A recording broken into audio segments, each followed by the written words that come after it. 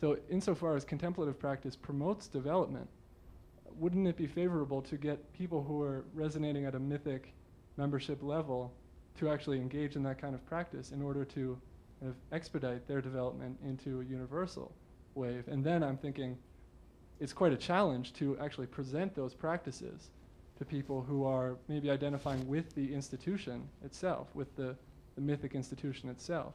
And I wonder if you have ever kind of thought of things in that framework. Yes, I think of those things all the time.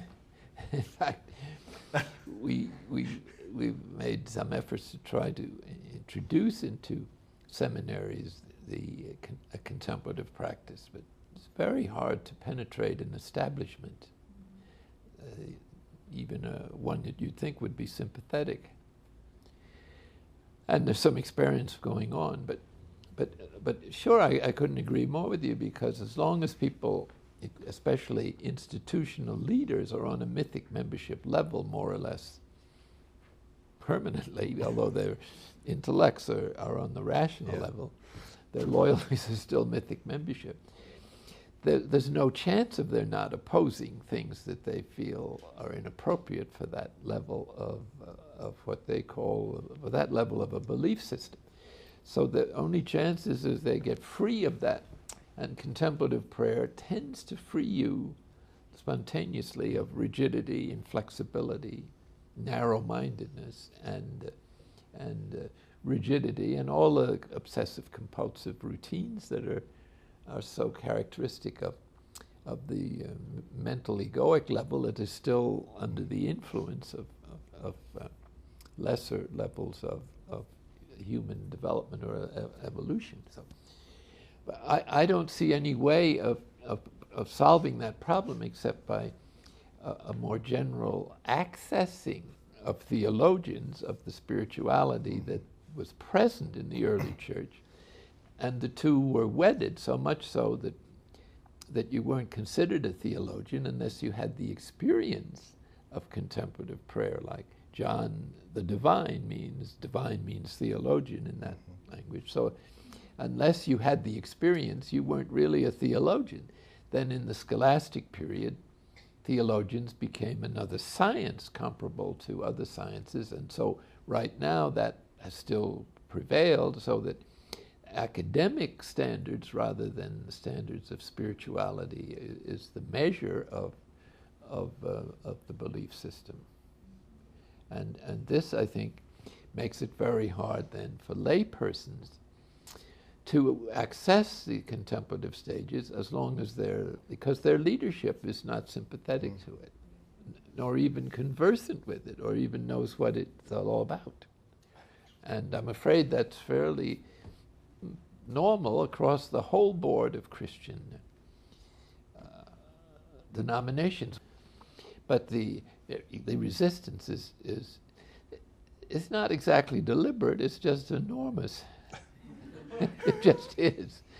And it's very hard to change an establishment. You must have found in educational circles, but it's just political, everything else. It's one of the most problematic, frightening in a sense, disappointing. But it's just humans being humans. But you look at the extraordinary influence that has in the religion in general, and if so few of its own representatives are mining even the higher reaches of their own traditions. Yes, it's a form of sabotage, and literally shooting themselves in their foot. And other places. So how to introduce it is the question that's in front of our minds all the time, and to what group and how. But it's going to take some time. But it is beginning at least to be respectable contemplative prayer. When I was a young man, you couldn't use that term. First of all, it had about 6 or 7 different meanings. Yeah. But it was just immediately something reserved for people in cloisters and with years and decades of ascetical practice. That was something for them, not for me. In fact, someone told me who entered the monastery, a secular priest, that when he was going through theology and on the spiritual theology in a seminary, a very highly regarded one, When they got to contemplation, the professor simply said, "Well, that's not for you, that's for the boys up at Spencer and the Trappist. We'll now go on to the next session." Well, the poor man didn't know anything about it himself, so perhaps it was wise not to try to teach it. But Tanqueray, which was the favorite book in those days, was a accumulation of all kinds of excellent practices for people in discursive meditation and moving somewhat to what is called effective prayer. These are the stages of Lectio that became fossilized into stages of prayer and not just stages of Lectio.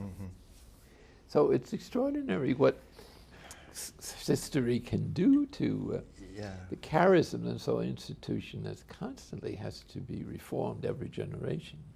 If you look at the role of religion in the world now, it's one of the really astonishing things, because if we take religion in the broadest sense, there is certainly components of the great traditions that cover virtually the entire spectrum in terms of practices and access that they have.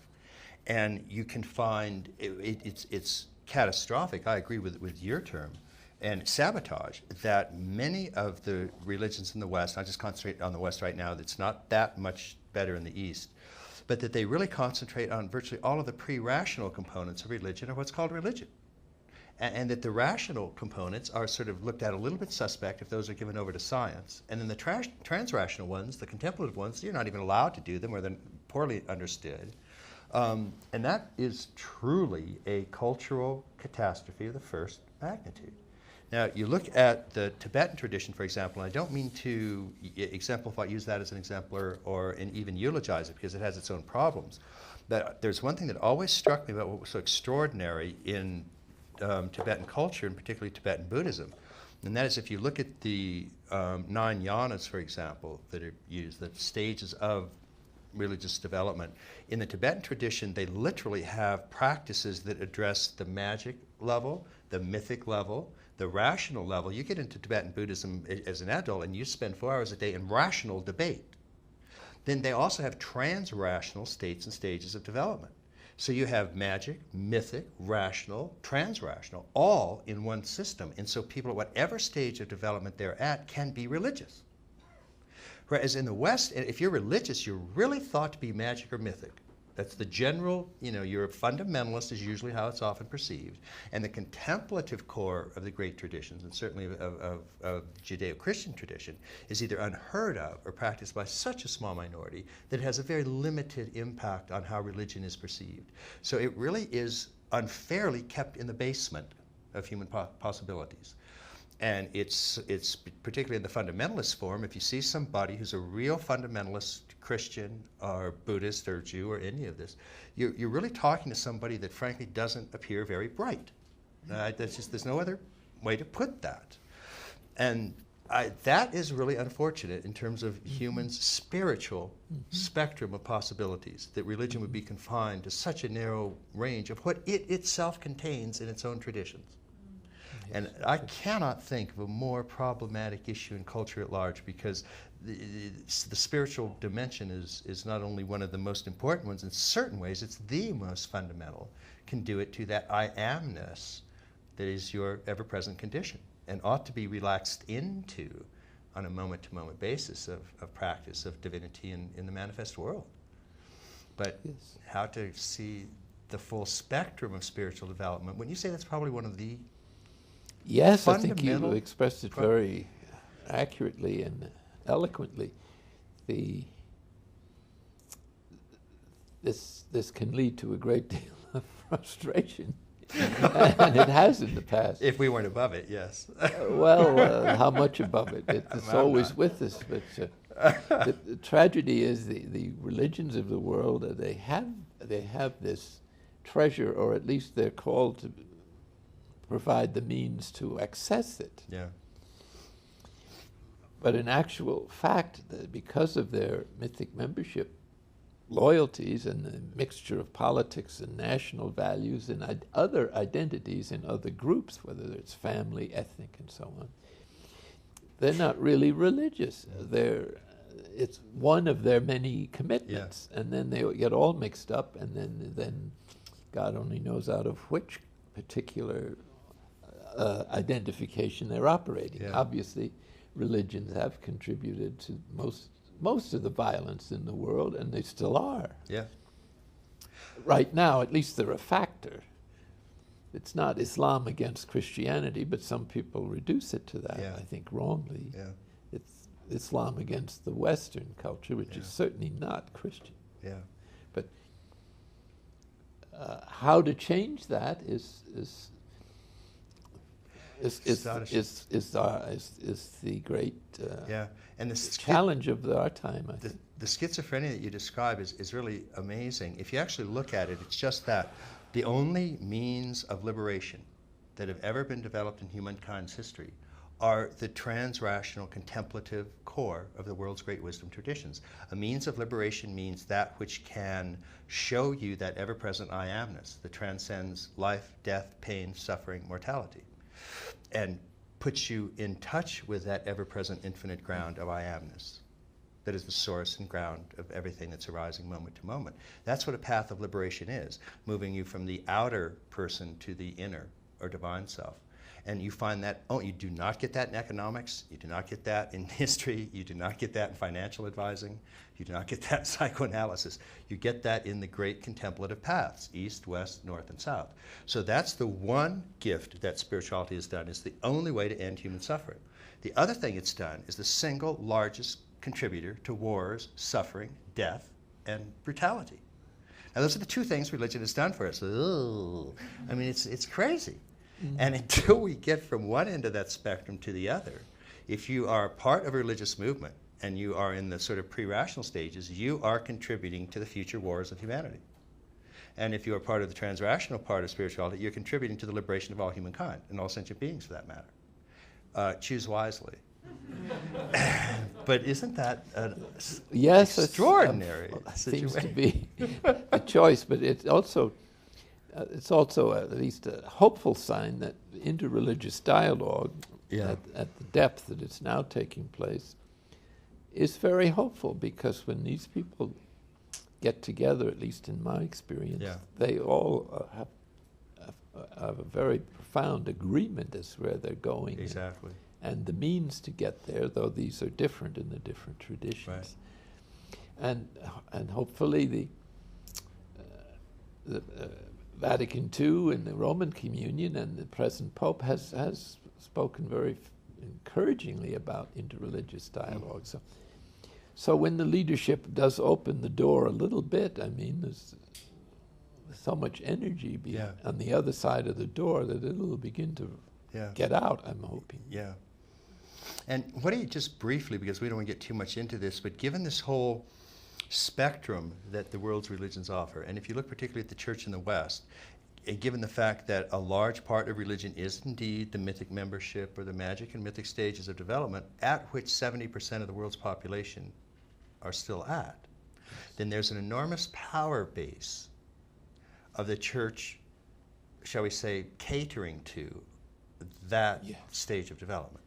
And as you go up the pyramid of development, fewer and fewer are at the trans-rational stages or states, and out of sheer numbers, meaning the fewness of those, then politically doesn't constitute what we would call a very effective political action committee. And so, whereas, you see what I mean? That there's a disproportionate power that the church would represent in terms of magic and mythic membership structures. It makes it hard to let go of that kind of dogma that was born in those eras, doesn't it? And that's where so much of your power lies. Yes. No, there's so much potential for the transformation of society that is not released. That is available, but is not being used because of being bound by those mythic membership values. But since there is that thread, I mean, a lectio, an education is lectio through the church that would, because they are plugged directly into some of these early rich levels of development, and also do have access to higher ones. An enlightened church operating from some of the higher levels of its own lectio could be an extraordinary social transformative Absolutely. instrument. Yes, absolutely. Now, that would have to be part of a common prayer that we would hold for the church in its future, wouldn't it? Absolutely, and there are many who would like to do that.